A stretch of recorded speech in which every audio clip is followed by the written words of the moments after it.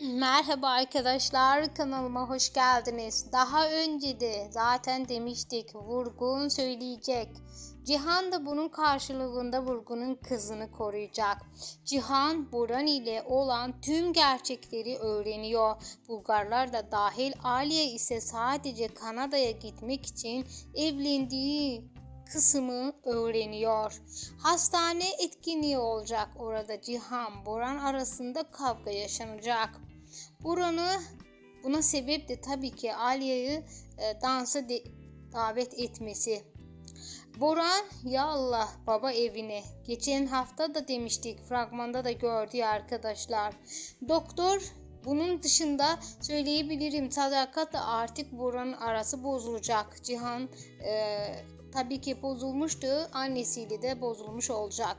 Boran, ya Allah dedik ve geçelim ikinci bir spoilimize.